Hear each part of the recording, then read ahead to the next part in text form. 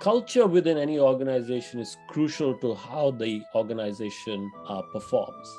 And key to culture is really attitudes and practices that are embedded deep within the organization so that people instinctively perform in a certain way, even over a long period of time, even when key individuals have moved on.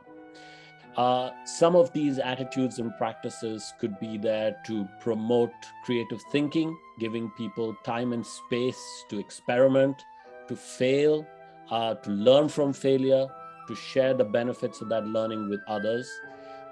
Other practices and attitudes could be where these attitudes and practices support the mindset of being outside in rather than inside out, and of being participatory rather than command and control.